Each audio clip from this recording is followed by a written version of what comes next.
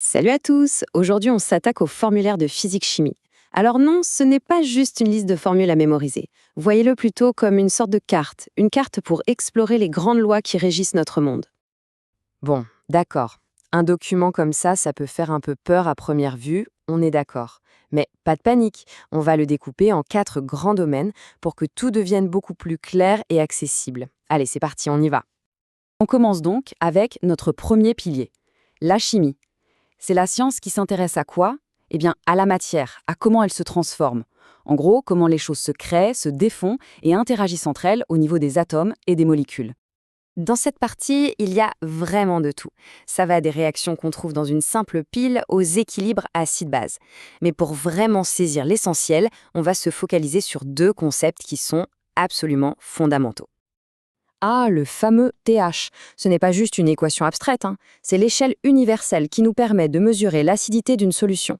C'est grâce à ça qu'on peut dire si un liquide est acide, comme du jus de citron, ou au contraire basique, comme de l'eau de Javel. C'est vraiment l'outil de mesure de base en chimie.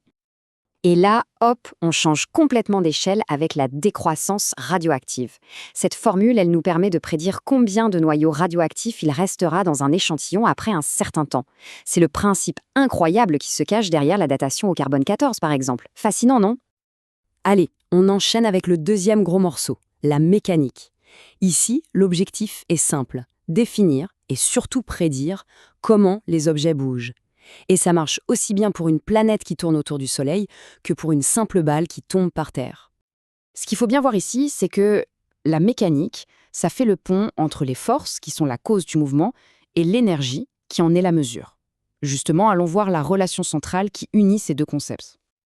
Et la voilà, la fameuse sigma F égale A, la deuxième loi de Newton.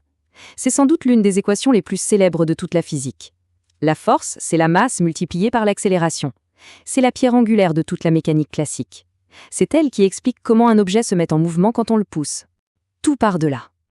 Et logiquement, une fois qu'un objet est en mouvement, il a de l'énergie. Mais combien? C'est là qu'intervient l'énergie cinétique. Et ce que nous dit cette formule, c'est que l'énergie dépend de la masse, bien sûr, mais surtout, et c'est ça qui est crucial, du carré de sa vitesse. Ça veut dire que si on double la vitesse, on quadruple l'énergie.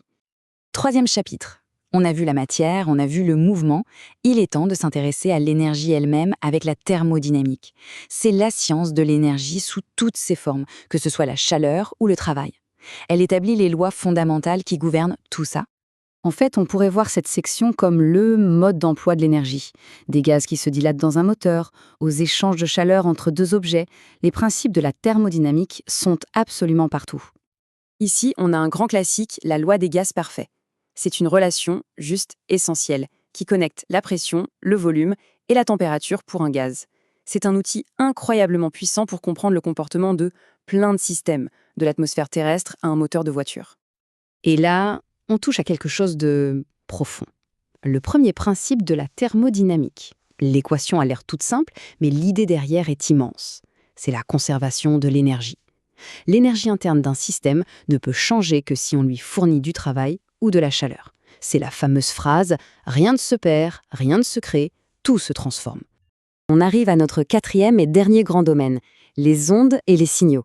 C'est la branche de la physique qui va décrire des phénomènes qui semblent très différents, comme la lumière, le son ou même les courants électriques.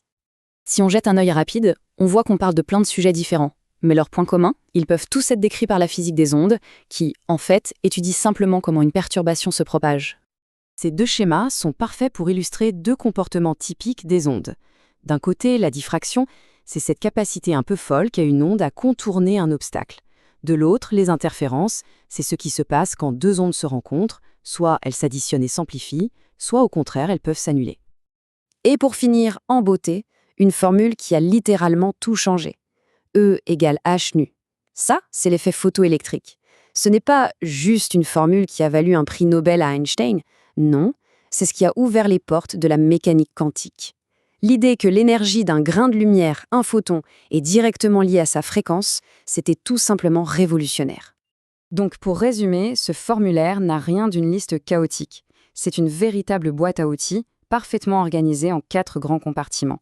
La chimie, pour comprendre comment la matière se transforme, la mécanique, pour les lois du mouvement, la thermodynamique, pour les règles de l'énergie, et les ondes pour tout ce qui est signaux. Alors, pour conclure, une petite question à se poser. Là, maintenant, en regardant autour de soi, quelle formule décrit le mieux ce qui est en train de se passer? L'énergie de la lumière qui arrive à nos yeux? Les lois du mouvement qui régissent le moindre objet? La thermodynamique d'une boisson chaude? Finalement, on se rend compte que ces formules, elles ne sont pas juste sur du papier, elles sont partout, tout le temps.